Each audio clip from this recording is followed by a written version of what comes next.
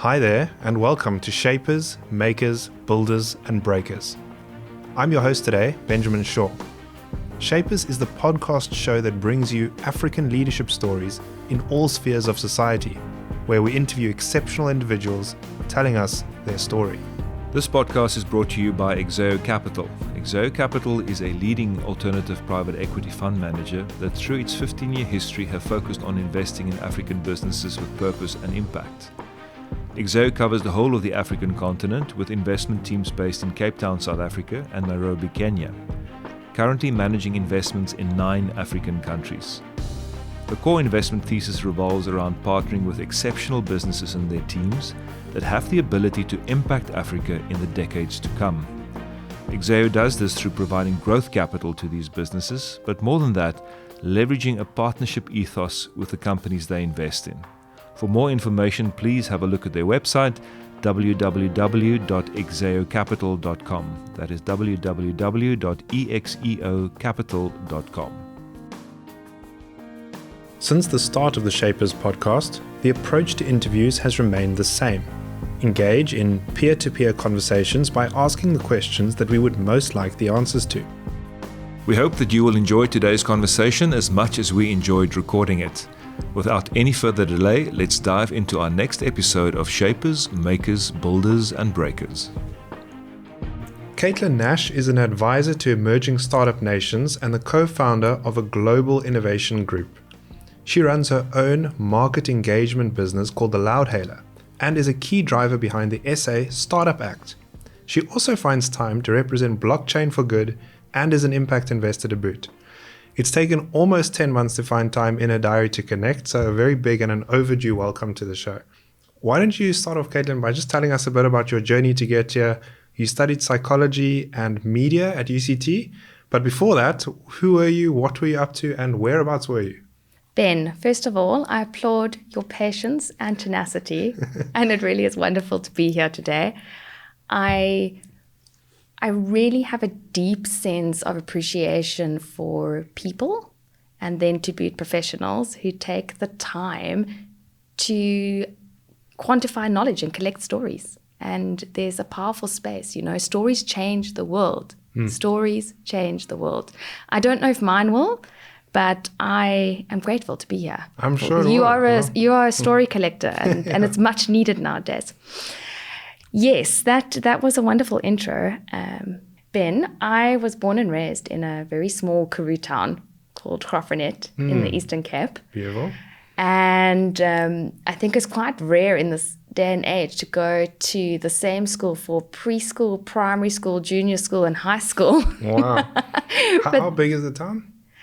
I mean, now it's probably much bigger than when I was there. Okay. I mean, the way I tell people is I grew up in a town where the only place that had air conditioning was the pharmacy and the Spur. Sure. And we walked to our friends and our slip-slops melted on the tar. So, now Graaff-Reinet. Yeah, proper Karoo town. Now Graaff-Reinet's wonderful. I mean, it's got very beautiful art galleries and craft breweries, and it's a spectacular tourist destination now for those wanting to experience the Karoo. But yes, I grew up in a dusty, rusty town, and like any young person was so desperate to take on the world that at 18 I shot out and didn't want to be known anymore. I wanted to go somewhere where I was just a number. And also wanted to go somewhere that was very English. And that's why instead of ending up in Potchefstroom or in Stellenbosch or anywhere else, I went to the University of Cape Town. Really resonated with the Cape and the liberal nature of it, and kind of this like cultural side and this pursuit for acquiring knowledge. I think that's what I loved about it. Yes, so ended up at UCT, and I often tell this story to younger people because they think I had my life planned out. And I always say, no, you make just the best decisions you can at that stage of your life, So what was the decision at that point? Oh, at that point it was, get somewhere else. Okay, as simple as that. Then got to UCT and I was like, okay, well, I'm either going to be an author, a writer. It's these very lofty ideas. Yeah, wow. Okay. But then decided, no, I want to be a psychologist. That is really what I want to do. So signed up for English literature studies. I have a natural affinity for stories, as one might guess, and signed up to major in psychology. Then I had the opportunity to do a elective and had no idea. Naturally, I thought, oh, I love theatre, love being on the stage. You may have noticed in all the panels I facilitate.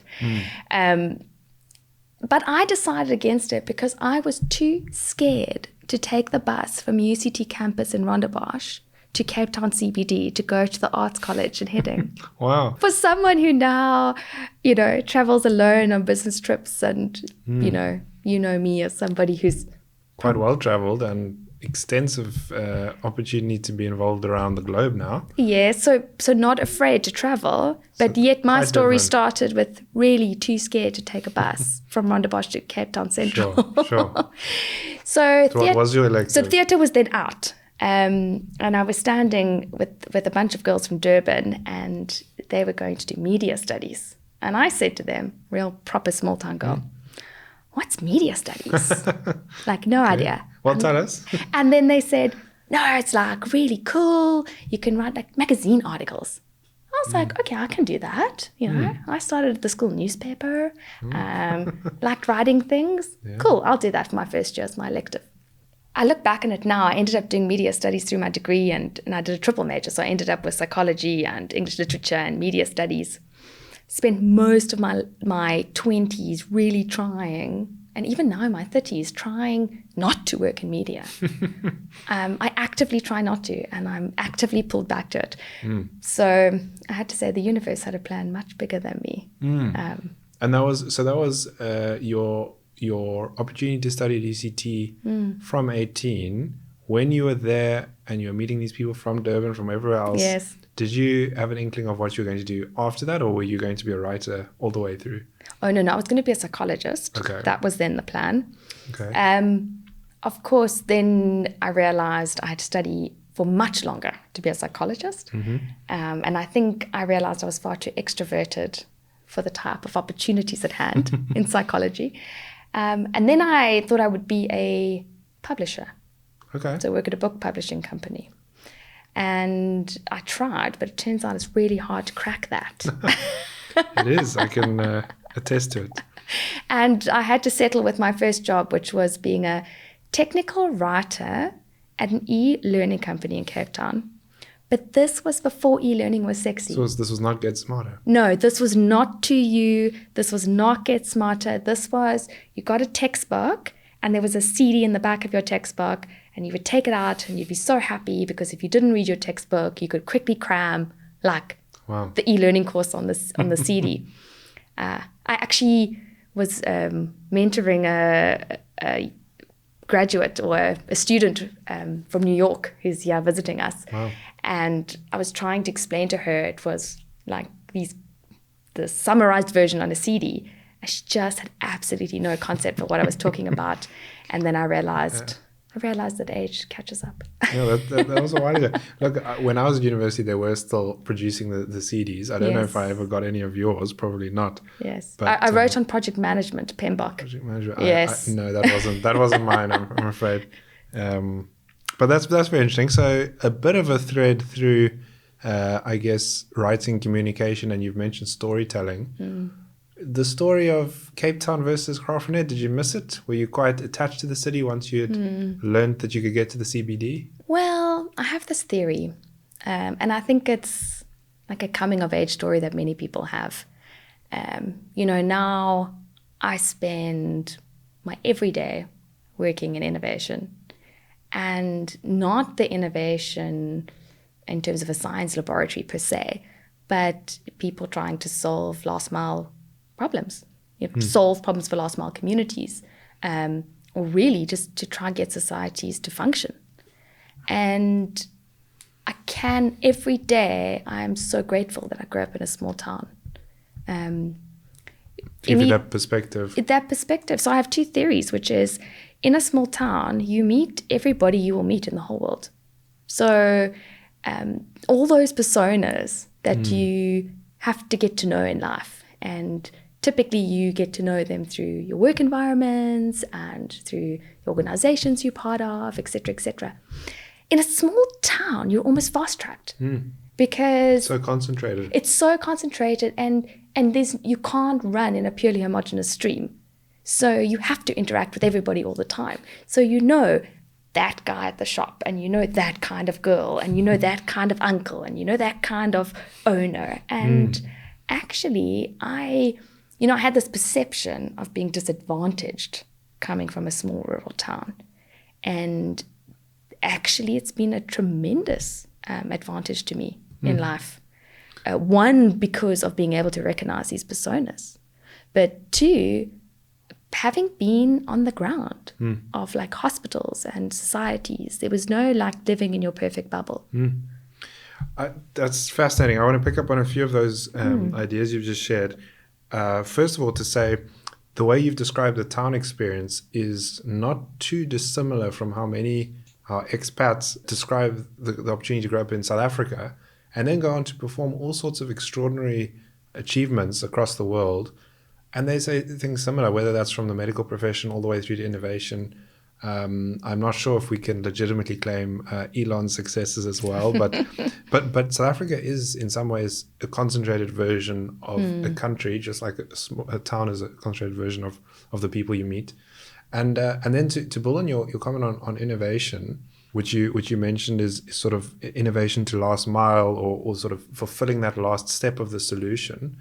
Again, if you consider the opportunities in Africa, the needs in Africa, if you can do it here, I would imagine that's a hugely valuable skill set that the rest of the world also needs and has far fewer opportunities to find.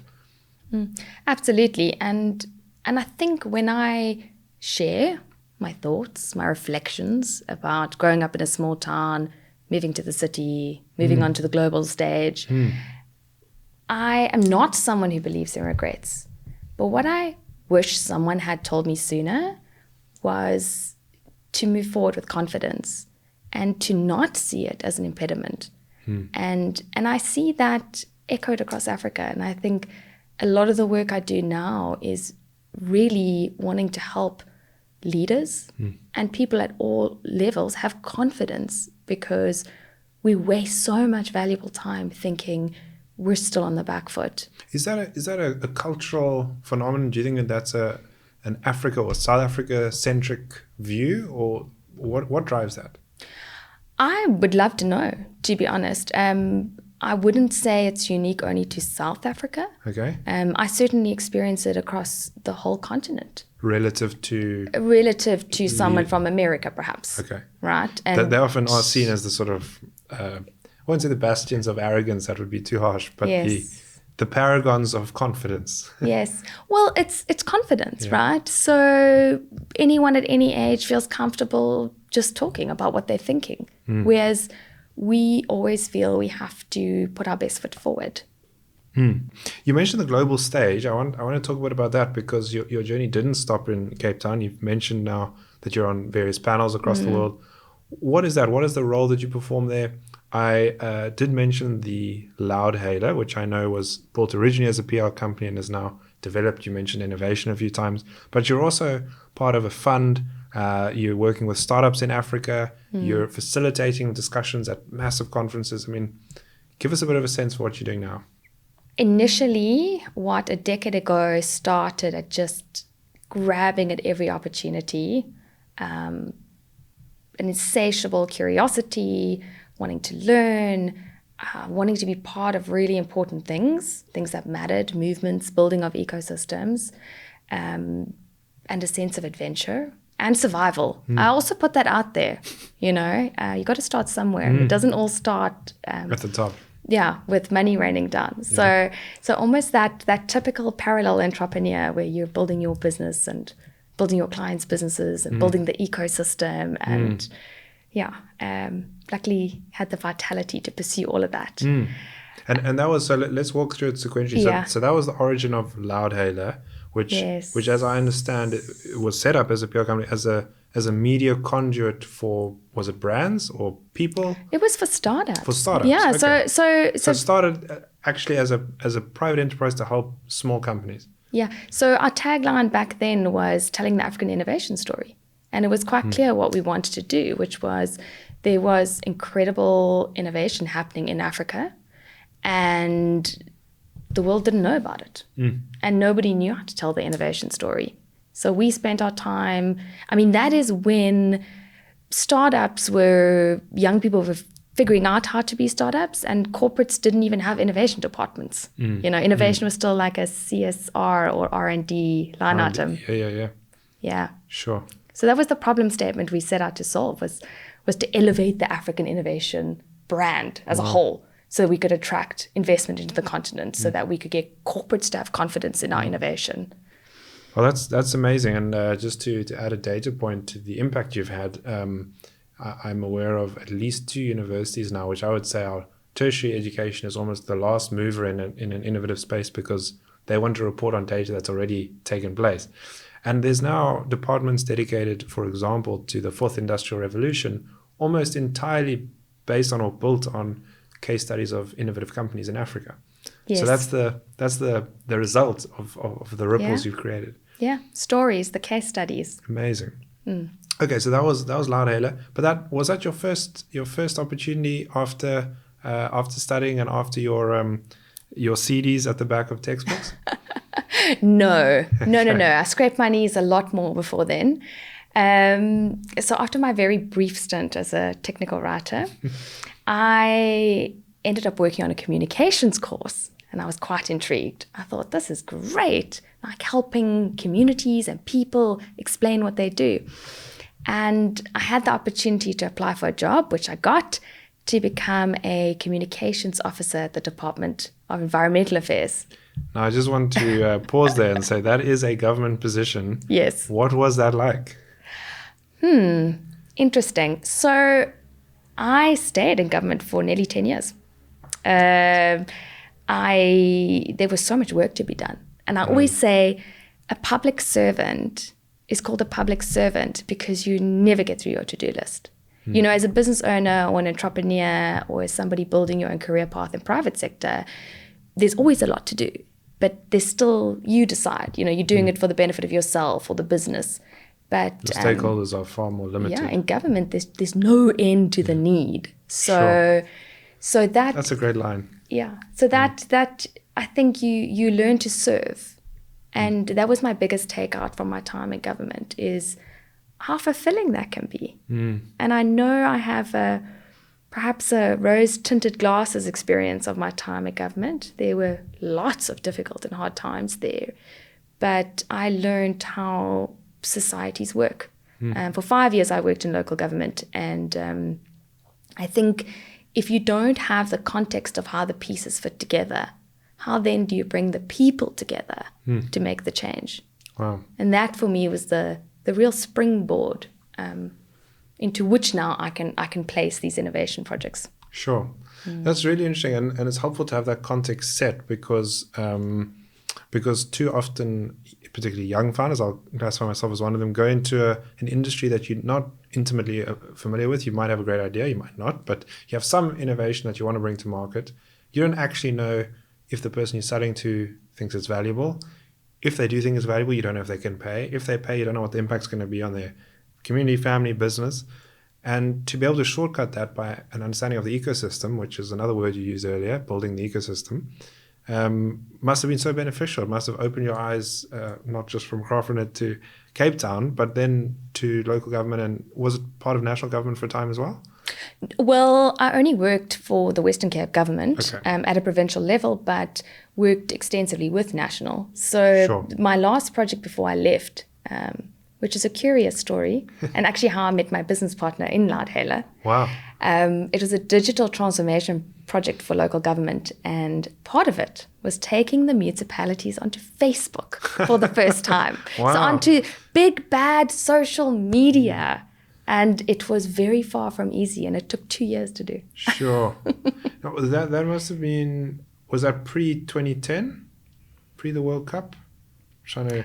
It would have been just after 2010. Just after the World Just Cup. after the World Cup. Because I definitely remember in that... Or maybe you're testing my knowledge here. No, the reason I say the 2010 World Cup is because, of course, at that period of time, the world's eyes were on us, and government performance was very much under scrutiny. So I'm sure it was a massive project. And it was a big project because there was no technical know-how to do it. It was new, it was scary. And more than that, it was obviously a legal concern, right? Sure. Still is, actually. and still is. And we got to work with some of the brightest minds in social media at the time in terms of consulting. And the outcome was that we co-authored the first social media policy for local government in South Africa.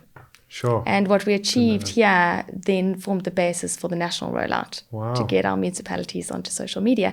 And actually, the reason why I had recommended it was part of an audit done on the municipalities, where I had this incredible team that we went to all the municipalities and we said, how do we improve public participation? How do we improve active citizenry? How do we actually keep our ratepayers informed, And it was just too expensive to carry on doing it the way they were doing it, too slow, too expensive.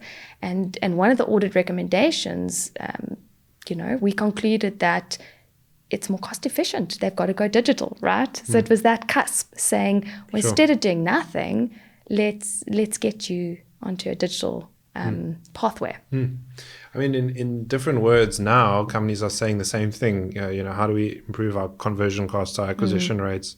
What's our retention strategy? What's the digital footprint of our clients? These are all phrases we're more familiar with today. Yes. That you would have, I'm sure, been introducing into those meetings for the first time, which is amazing.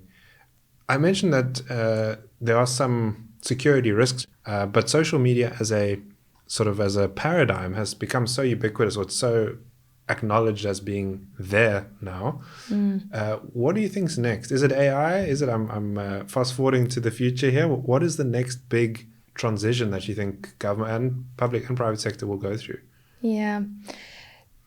Interestingly, through our Loudhailer evolution, where we started with telling the African innovation story, over the 10 years, we now do a lot of market access work. We do a lot of stakeholder management. We do strategy. So describe it. Is that distribution? What is market? That's actually helping companies who are looking to build out their networks to grow their business. I would say we work at the intersection of a marketing business with a business advisory business. We do work that helps your business grow. And that can be visibility, partnerships, or growing your footprint from markets, cross-border, or even just within cross-sectional industry work. And Ken, I know you've also added work and put time into building out funding mechanisms, because I would say that that's probably your last growth area. Yes. Are you involved in that as well? Yes, I am. So took the leap a few years ago to become a partner in a fund that we started. Congrats. Yeah. Thank you very much. So I have a joke that we've come full circle in our ambitions and in our ambitious ambitions, which is, if you're a business, you struggle to be seen, you want visibility. Every business at every different growth stage needs market access, which is networks in many ways, or building credibility within the market. And the third is funding. And certainly I've made sure to get involved in the cycle. I'm all about the journey and pathways. I was just talking to another entrepreneur earlier this week who mentioned 4 buckets. 3 of them were exactly the same. The 4th one he added was team. And actually what's interesting is he has to rely on his own team. But oftentimes, in my understanding, the engagements you've had in your companies, you're bringing that skilled expertise in for a project or in for a transformation work. So you're actually solving all 4. So Ben, just a moment ago, you asked me what's next. What do I think is the next big thing? So I don't promote myself as a futurist, but I think our tagline at Loudhailer has changed to be create the future now. And that comes from that saying, the best way to predict the future is to create the future. And creating the future is nothing more than plotting a number of scenarios based on the information you have and deciding, what you're going to pursue and what you can within your control to make happen, and what you will adapt to as you go along. But what I think what we're going to see is, I mentioned the word ecosystems, and we're going to see more mature ecosystems coming into play now. Now, an ecosystem is a collection of partners or people, organizations that are specific in their value that they bring to the system, and by partnering and collaborating can create more value more efficiently, right? So you mentioned this founder that said team is important. I think the way teams are structured has radically changed, meaning as a service provider, the more you can provide a plug-in mechanism, the better. And that's the way we've always operated, is typically working with companies that need to plug in a thinking cap, a creative cap. And there's lots of benefits from that point of view. But I think being able to be very specific in the value and starting to understand that being agile and building teams per delivery mode, per project, per country is definitely going to be a new way to work. And that gig economy sort of model, which I think was, if not popularized, certainly made acceptable during COVID, seems to still be kicking on. I know that there's various views on it, but in industries where you can specialize and bring a unique skill set, it does seem to be a very good fit for these growing smaller enterprises. Is that what you're seeing? Is that sort of the typical client you work with? I think we're lucky enough to work across the value chain of all different maturity levels. And so how do you position your specialists or your sort of workers that fall into the mold you're describing in the ecosystem? Yes. So I often say, you know how over time companies will decentralize, and then 5 years later government or a big corporate will centralize everything back to head office. It's how M&A bankers make their money. Exactly. So I think there's a time and a place for that. Right. And I think that there's a time and a place where you need, let's say, for example, let's use something practical. So you're a founder and everything right now is about getting your product into the hands of people. It may make sense, given the rate at which you're learning and moving and adjusting your strategy, to have an in-house marketing team, practically, because you're doing loads of events and it's just great. It's the kind of opportunity to onboard a young team, to train them. It's cost effective, the delivery works, but it doesn't make sense to have a more senior resource on board all the time.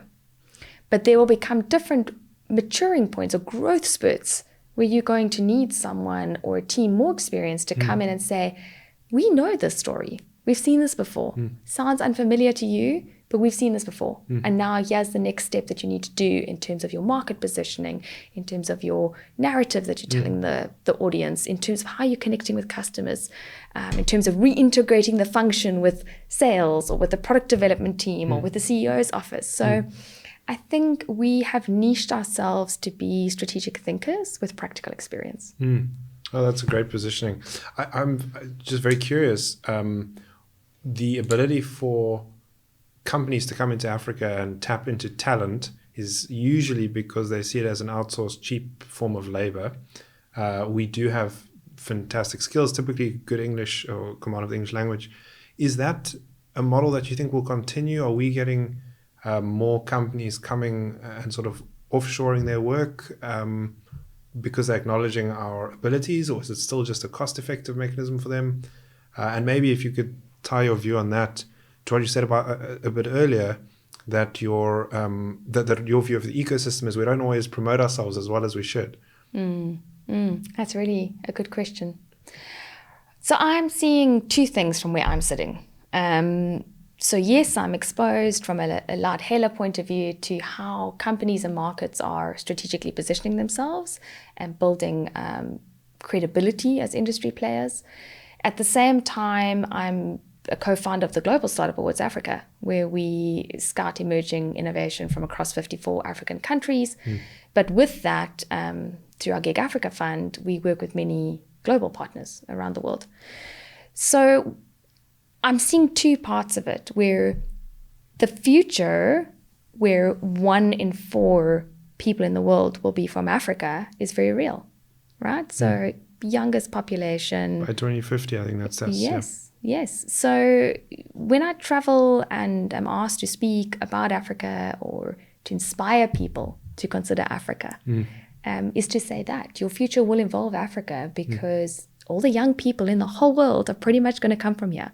So your business has to either serve them or hire them or collaborate with them. Yeah.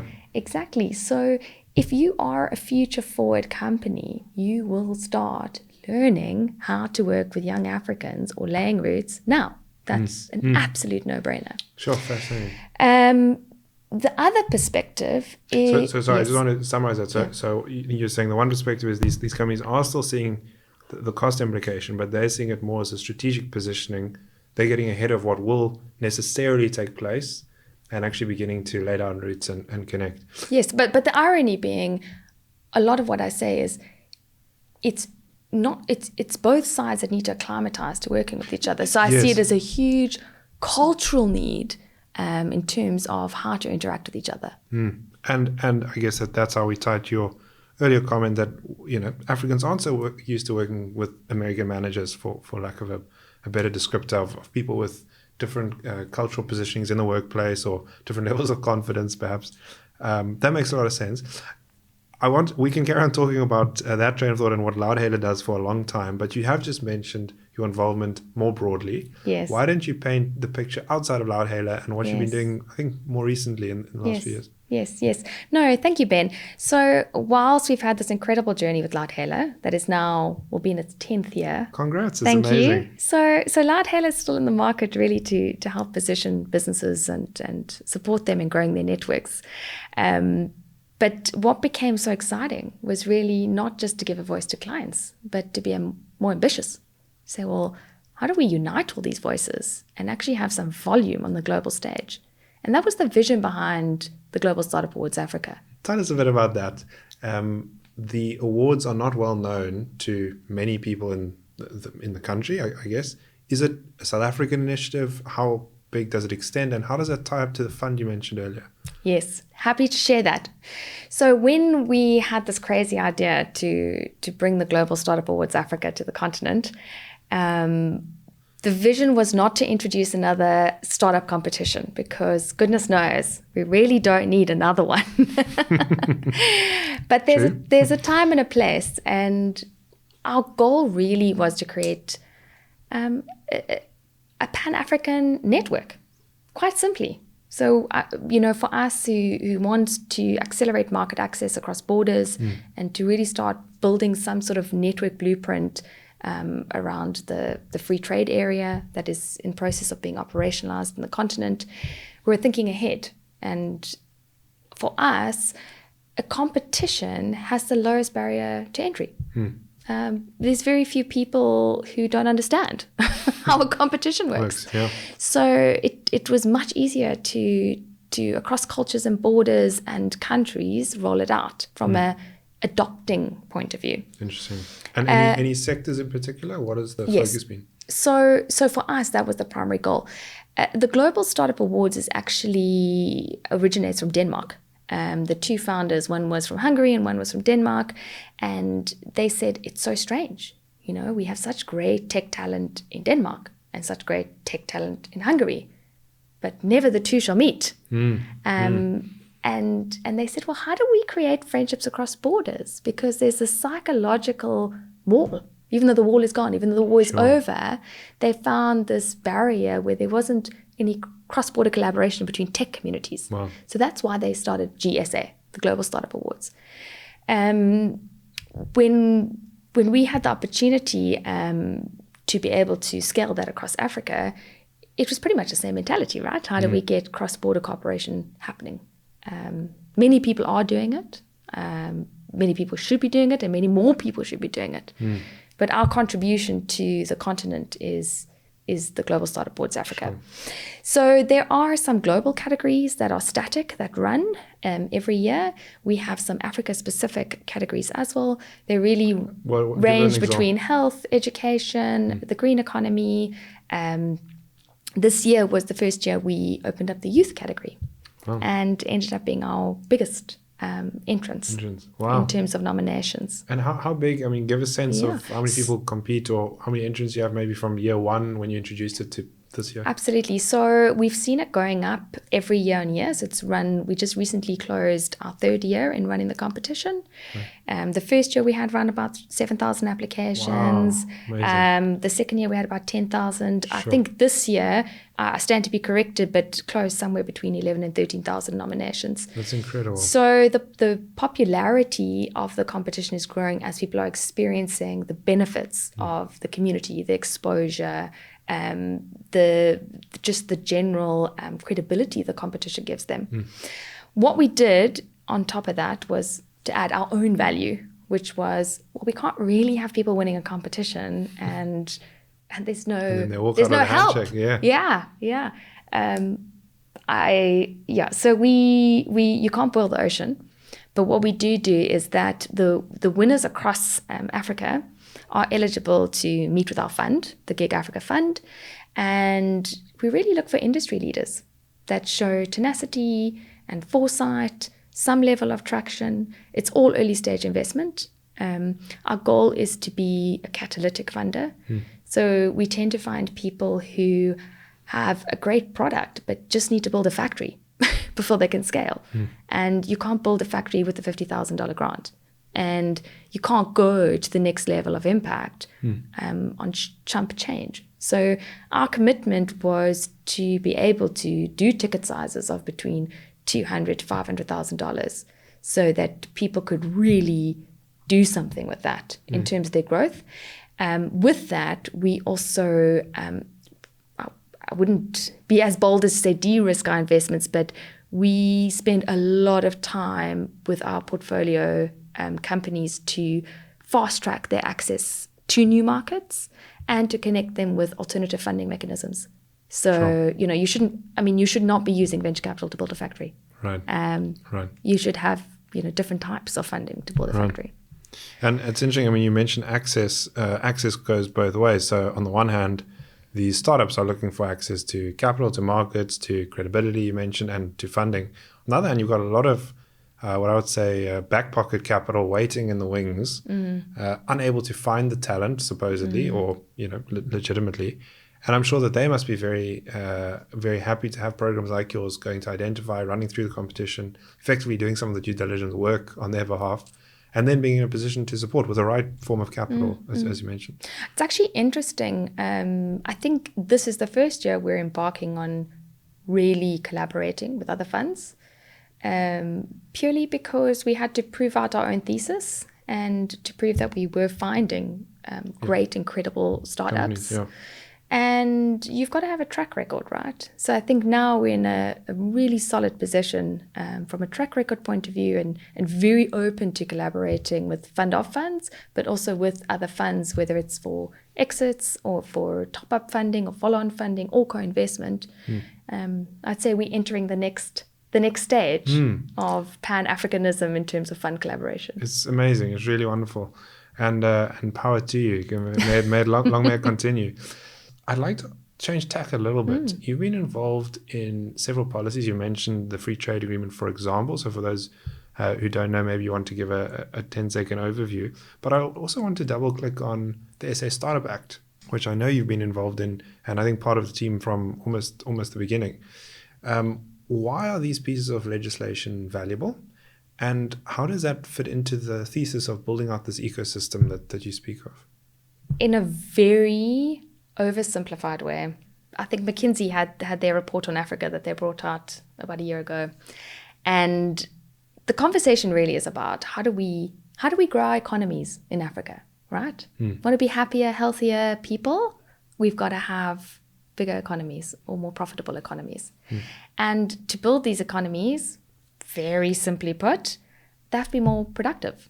We need more productive industries. We need more productive workforces. We need greater levels of productivity. And that's where this conversation about industrializing Africa comes from. I mean, we have so much industrialization that this continent still needs. The best part is that we're not battling legacy. So we can literally build from scratch in the best possible way. And that's the leapfrogging advantage of Africa. And well said. And the best way to accelerate our productivity is through technology and innovation and people. And that's why this taking startups seriously is of great economic importance. Startups are at the center of emerging economies. And startups at the center of emerging economies, because of the innovation, technological, and people aspect that they can bring to accelerating productive economies and building innovation-based economies. So that's really the very macro level of what we're trying to contribute to, is Africa having innovation-based economies. Sure. Oh, that's fantastic. And I guess the free trade agreement speaks to integrating the economies to trade with each other across the continent. So effectively, you're expanding the market for each productive factory or company that gets started. And the Startup Act is, as I understand it, trying to remove some of the red tape and the regulatory overhang that prevents it from being easy to hire, to build, to run a company, to report on it. Am I? Yeah, so I think we're playing catch up from a legislation point of view. Right. And is that specific to SA or across the continent, do you think? Well, it's interesting. There is a very cliche saying in the innovation ecosystem, innovation comes first and regulation second. Sometimes not second, sometimes regulation comes much, much later. Sure. I think politicians and leaders across the continent are having to play catch up at breakneck speed. The legislation is either non-existent or outdated, and outdated to the point that it can be harmful and radically slow down growth. Some countries in Africa have been incredibly quick to move forward on their start-up, as we call legislation, one of which being Tunisia. And, that wasn't just one bill. They actually looked at all their legislation and invested in the correct way to categorize their startup labels and to incentivize and economically enable through various different interventions, not just one piece of legislation. Right. South Africa, and I mean, there was a team on this long before I became involved. I think there's been tech champions for well over a decade who have been championing and lobbying the government to say this is a unique class of entrepreneur and they need a specific type of support. We are concerned at how slow South Africa is being, particularly with the exchange controls, which is limiting our ability to attract investment to startups. And then also just the enabling legislation that's required that could be just copied from other parts of the world or actually initiated from here, which is us not having to pay tax on international subscription tools we need, not having to pay import duties on some of the equipment we're bringing in. There's many, many ways to alleviate that burden of the innovation entrepreneurs so that we don't lose out on what we've done well. So the one thing South Africa has done incredibly well is birthing and growing really successful innovation entrepreneurs. The danger we're in is that we not only lose the investment they generate or attract, but we lose them. Yeah, that's fantastically put. I've never come across the term innovation entrepreneurs before, but I think it's such an apt description of startup founders who transition not just into a team of 1, 2, 3, but beyond that into the small medium business. I love. I'm gonna steal that if I may. So innovation entrepreneurs face these challenges. I think it's useful actually to list a few of them to give a sense of what we're talking about. So you've mentioned the taxation, import, export. There's the exchange controls once you have share capital, want to move things outside of the country. Maybe there's expansion of IP that you want that's restricted. There's also and actually a very large concern of hiring policies because of the legacy of the country. We don't want to allow unfair dismissal, but at the same time, that means people are very reluctant to provide permanent employment.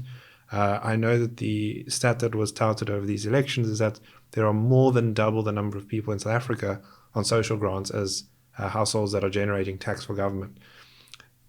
And I'll stop there with a list of examples, but all of those could be dealt with to some degree with new policies and new regulation. Yes. The challenge has been the private sector hasn't really been wanted to get involved, and these lobbyists are reliant on energetic young people Absolutely. continuing to push and lobby government. It's almost a thankless task. Yes, and it comes down to this notion of serving again, right? And I think well-meaning, well-intentioned people like myself and the many others who are invested in the innovation ecosystem of South Africa and the continent, we put the time in, but it is becoming almost laughable that this is not a serious, funded movement. If we look at policy infrastructure that is working around the world, maybe you could think of something that you could recommend for South Africa that will have a difference. What have you seen in your travels that has really enabled an ecosystem? Absolutely.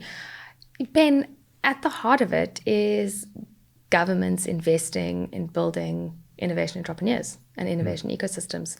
I've spent many years now, or not many, but 3 years working with South Korea.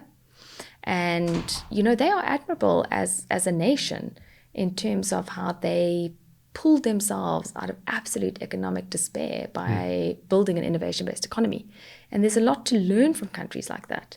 At its core, the government invests a lot in supporting the innovation entrepreneurs. They have grants to help them with market research in other markets, where you can apply for it and have and say you want to pilot a new product in Angola or Zimbabwe or Korea or Norway, who knows? And the agency will actually give you, and Singapore does the same, will actually give you a really substantial grant that you can properly pilot and test this, have your case study, have already offtake agreements nurtured. It gives you the traction you need and the confidence you need to launch into that new market or to come back, adjust, go again. Wow. So I just think there's too much of a burden on the business year, the innovation business or the entrepreneur year, where you are paying for everything. You're paying for your research, you're paying for your exploration, you're paying for your networking trips. If I look at international governments where even the fact that they will support their innovators to go out with travel and go into new markets and experience them and will pay for them to be part of networking events, learning about other cultures and building the relationships is at the core of expanding your business. And here in Africa, where we're trying to pay the bills and do the sales, I think there's very few entrepreneurs that can actually have budget set aside for expansion. And I think it concerns me that all expansion related activities are pegged to VC funding coming in. It's not the correct use of that type of capital. Amen. And actually very difficult for people who are not involved in the ecosystem to see those layers of differentiation. I think it's unhelpful to be always compared to the US scene or the Far East or even the European scene, where VC capital can be anything from £1 million to £20 million. And here, 50,000 Rand sometimes is all an entrepreneur can raise. And that's now deemed VC as well. Yes. So, or they have to really sacrifice their life and sign up their assets as security. As security. That's it. And the risk is always just higher and higher and higher for the African entrepreneur. Again, can't disagree with you there. But it's great to get insight into what policies can be done. And I guess, if our tax was going into causes like that, I think you'd also find people happier to contribute and pay them. You mentioned innovation needing to be caught up, or rather regulation needing to catch up to innovation. One of the initiatives I know that you've been involved in, albeit tangentially, is blockchain. Why don't you tell us what that is about, and if Africa has a future of blockchain, if you're willing? Yes, happy to do that. So the great thing about this job is if you're someone who loves the new and you love knowledge and you're just a curious person, the innovation scene is never dull. and you continue learning. Caitlin, I know you've been involved in a great number of technologies. One of them was blockchain, and for anyone who's not so familiar with blockchain, it's really an auditable ledger of all transactions, all activities or events in a pipeline. I won't go into more than that because I'll get shot down online. Blockchain is an example of technology that's been brought in, and it's got limited application into Africa. What sort of technologies are you seeing brought in? Is it something that excites you? You've got an investor lens now to look at as well. How are we seeing the sectors evolve with these tech trends offshore? So the first thing I will say, I did go very deep down the blockchain journey and its application into Africa. And there is a incredible application for blockchain in Africa. But there's a time and a place for it. So I know in some of the definitions that always say an immutable ledger. Right. So there is a time and a place, where it comes to land registration, where blockchain can be very valuable, and particularly around automating contracts. Smart contracts. Yeah, smart contracts. And I think smart contracts should, in time, just be normalized. They should be part of the automation journey that companies are going on. Right? Seeking out efficiency. Efficiency resulting in productivity. Productivity resulting in increased economic activity. But that limited application is certainly not, you're not advocating for cryptocurrency to take over the world and the lack of central banks, I presume. Yeah. Well, I think we're in a very interesting era. I watch the central banks with interest, and the conversations around African leaders really pushing to be away from the dollar. Yeah. And the reality is that it's the remittance problem that is the stranglehold on businesses. We're very confident and robust to talk about scaling across borders and having remote workforces in different countries. And all of these things are correct. But moving money around Africa is a nightmare and is expensive. And that has to be solved. And whether that happens with CBDCs or with blockchain or with ubiquitous crypto exchanges, let's watch TBD. this space. Interesting. But it's a problem that has to be solved before we can really scale with impetus. What I do think is something to watch is AI, right? It's super topical. I heard somebody once say, and it really resonated with me, that for Africa, AI presents the opportunity of being the great leveler. So people can not have to spend years and years trying to upskill themselves. We can come into market with a youth workforce that can get themselves coding, writing, moving, developing, producing much faster with AI. So that for me is very exciting. I think I am an AI optimist. Right. And I was actually facilitated a panel with the Googles of the world, and we were talking about AI, and I was corrected, or not corrected, but said, you must have the AI optimist, and then you must have the AI pessimist, and then you must have the AI realist. So right. I think these things matter. But what I see happening in markets is leaders of big corporates, of nations, need to start looking at the future skills that are needed. It'll be digital skills. Using AI will be as ubiquitous as using Excel. And in fact, it's already happening. How many times have you opened up a program you use every day, and now suddenly there's an AI chatbot, there's a prompt. It's just happening in your life without you really even noticing. But it is an opportunity for us to double down on human creativity. It's time for us to step away from the monotony of tasks that we have forced our workforces to spend their time doing, and go back to human potential and doubling down on that. However, there's a flip side, which is there's a lot of work that needs to happen for that. People, workforces need to learn how to connect again.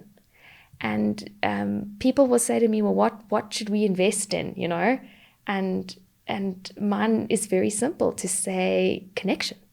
Sure. People need to learn how to be creative again, how to talk to each other again, how to connect again, how to think again, how to think critically again, but en masse, not just the burden of the leaders. Right. That's amazing. And I'd like to challenge you on 2 points, simply because you're going to take the optimist perspective. So let me articulate my understanding of where, and I'm going to call myself a realist, but for this debate, I'll say that I'm the pessimist. And the two concerns that pessimists often bring up, the one is AI is too good, and the other is it's too bad. The too bad is AI is supposed to be giving us time for creativity. Actually, AI is doing all the creative stuff. You've got DALL-E, and they're creating these poems and all this books and you've got all these creative outlets, and I'm now having to do more of the grunt work, more learning, more of the things I actually didn't want to do because AI is so good at the new things, creating music or whatever it is.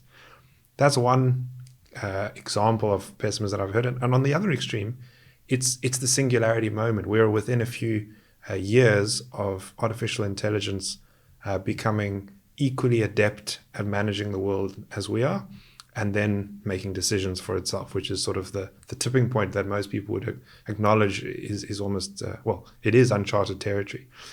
So in the light of those two criticisms of the optimist view, where do you think we are? And on panels like you facilitated with the likes of Google, what are the feelings on the ground and from Silicon Valley in particular? Well, the advice that is out there generally is, we had a question where an audience member asked, as an ordinary business owner, right? So I'm a medium-sized business. Maybe I run a big enterprise, actually. At what point do I take AI seriously? Like, at what point is AI part of my core business strategy? And the response was unanimous from the leaders. They said, well, that watershed moment you're asking, it happened 2 years ago.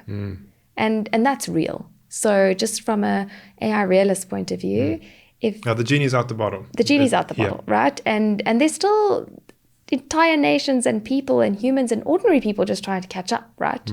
So I always just say to people, look, that watershed moments happen. So if you've got any doubts, don't have any, and just start figuring your plan out. Is AI too good or too bad? I think only time will tell. And this brings me back to my compass calling for people, which is create the future. I think what we do with it is critical, but there's still so much work to be done. You know, I have you asked me earlier, you know, what technology excites me, or what am I seeing coming, or what's the next big thing?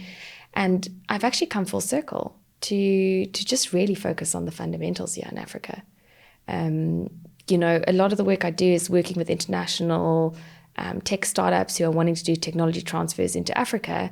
And this needs to be facilitated, because if we can bring world-class technology into our companies and our corporates and partner them with innovators, we can start at a higher base and we can move faster in terms of localization of solving problems or application of technology here. But second to that is also looking at how we're using data. So in Dubai, in December, I was at COP28 in Dubai. It really, my take home, there were many or few takeouts from COP28, but through my lens working in Africa and in the startup scene, my take really was the lack of data on the ground. And that spills into large corporates, huge, ambitious corporates who are talking about having AI strategies, but don't have a proper data vision that will give them those insights they need. And that's also from a culture point of view. How do you build that culture of being data and insights driven? That was my takeout about AI is they said, well, how do we get the workforce excited about AI? And I had a really smart man who said, well, what he's done with his team is do something with the AI that makes a big difference in their life or in their job. Like something practical, something small that gets people excited. Yeah, I think and that method of adoption is proven time and time again to be the most effective, and not just in the AI, but in any form of technology. To overcome the lag or the inertia, you need to show a step change in productivity or benefit or value to the person who needs to change. I think AI is going to be a topic that we'll keep as a critical paradigm shift for the next 5-10 years at least. I think one of the things that strikes me as being important to realize is we're seeing the worst of it. It has to get better than it is today, and it will. And so whenever people point out the flaws or the difficulties or the potential risks, this is the worst. We've already been through worse, and it's only getting better, which is both terrifying and incredible. I mean, what a great joy. I think for me, technology, a lot of it is shifting people's mindsets. I think I spend a lot of time doing masterclasses or talks or facilitation for leaders who potentially aren't comfortable with new technologies, but have the responsibility to integrate it into organizations or into their visions. And part of this is really saying it's not always about the technology, it's about how we're thinking about it. It starts with your paradigm from which you're coming. And if you have the correct paradigm and compass around it, and a compass for anyone should be create new value and create connection, that you can move forward with in terms of product and staff culture and investment. But it's technology, and new technology is about your paradigm you have about it. Oh, that's well put. And having a compass like that will also help navigate the next wave of technology, which inevitably will come. We had on the pod a short while ago Dion Chang, who spoke about the need for relationships starting to be replaced, even in its rawest sense, in the sense of an intimate relationship being replaced by technology. And what struck me about that was that not only has someone somewhere identified the need, but that we've turned first to technology and not to connection as the solve for it, which I think, which I'm fascinated by, but I think will get proven over time not to be the right call. And I think I agree with you that moving back towards connection and the people element of society hopefully will be rediscovered. Well, I think that's why I'm an eternal optimist around technology. Yes, of course, it is forecasted that, the horrors of technology, that our children will be closer to chatbots than to us. But the flip side for me is hoping that myself, having worked actually in a market of trust, because essentially that's been my expertise, is building credibility for people, for businesses, and at that is trust. How do we innovate? How do we experiment if we don't trust each other? If the market doesn't trust us, if our clients don't trust us? And I think for me, we have to trust that the connection will not be enough. I suppose I'm secretly hoping that if leaders start training workforces to stay focused on connection and people and value, creating value, then hopefully there will be a pushback around that. Where the tech will not be enough, you're saying? The tech will not be enough. Because people will actually have access. Because of the core of it all is relationships. And I think my advice to most people at any stage, usually unsolicited advice, is invest in your relationships. It sounds like a Dale Carnegie book, but every day it's what I see. People have underinvested in real relationships. Yeah, that's a fantastic point, I think, to sort of begin to conclude on. Technology is sometimes easiest visioned or seen as infrastructure, digital infrastructure. And when you see it as that, it's just a resource or utility upon which to build one's life. That's a much healthier view than to see it as being able to replace something in one's life, which sounds like is the view you hold as well. I'd love to give everyone an opportunity to get hold of you and find out more about what you do and where they can see you and which next conference you're going to be at. Just before I do, one last question. You've worked with great brands, great people that I'm sure our listeners would know or recognize online. Do you have any story or funny anecdotes that you could share with us about what it's like to work with people who are so aware of their own personality and brand force out there?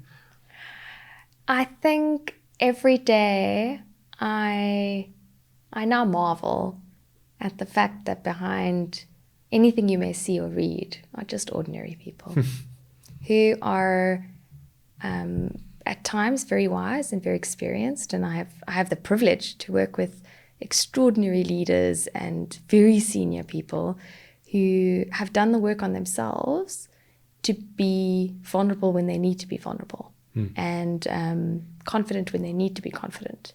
And that for me is extremely humbling to still have the opportunity to work with people like that. At the same time, I think particularly when it comes to publicity, it's not the comfort zone of many people. Right. And I get to connect with people, to get them almost to tell their truth in the most authentic way. And that's been incredible. The funny story, I suppose there are many. Gosh, but I think there's also many NDAs. Okay, right. So I think let me stop that. I'm sure you've had to deal with both the telling of a vulnerable story and then also the reaction and the blow up because of it. I'm sure it's been fun. The irony is when you work in a media space, which is part of what I do. You know, a lot of what I do is working with my team to build out relationships opportunity. I hear that in the market we're dubbed the opportunity makers or something like that. I don't know. Great title. I don't know.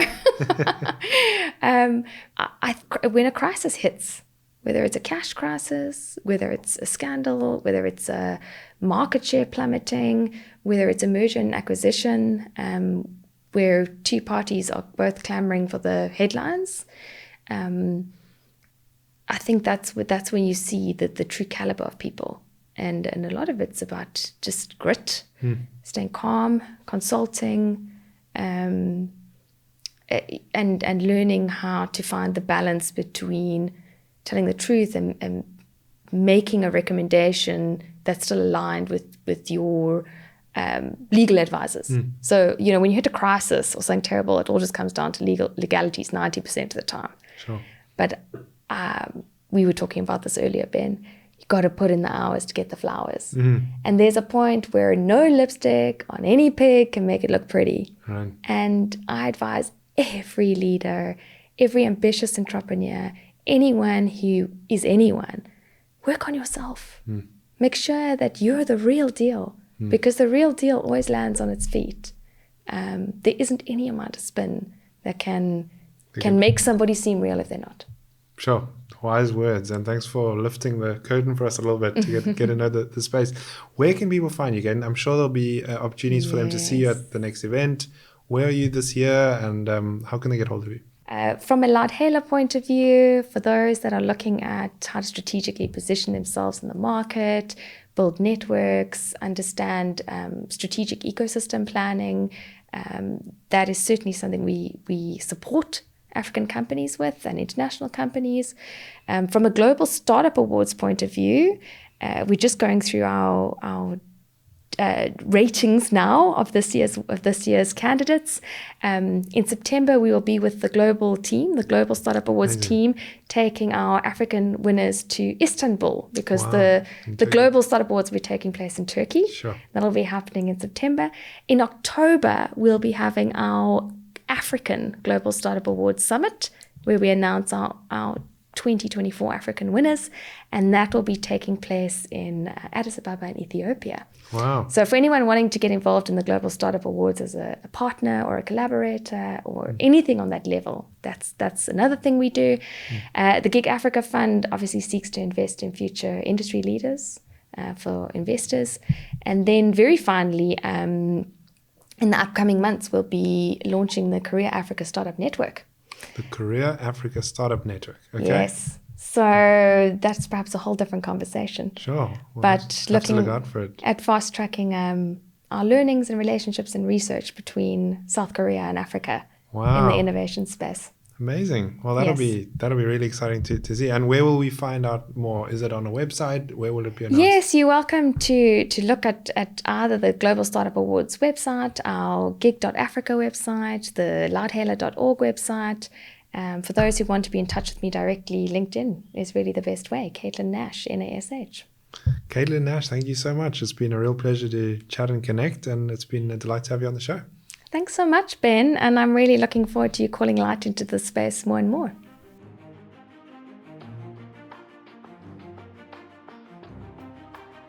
Thank you for listening to this episode of Shapers, Makers, Builders and Breakers. We trust that you've been encouraged by what you've just heard. Subscribe to future episodes and find out more about us at shaperspodcast.co.za. That is shaperspodcast.co.za. Well, that's right. Don't forget to subscribe for new episodes and other content, and remember, share any feedback with us. We'd love to hear from you. Find me on Twitter at b_d_shaw or via email. We look forward to your company the next time on Shapers, Makers, Builders and Breakers. Until that time, cheers, bye-bye.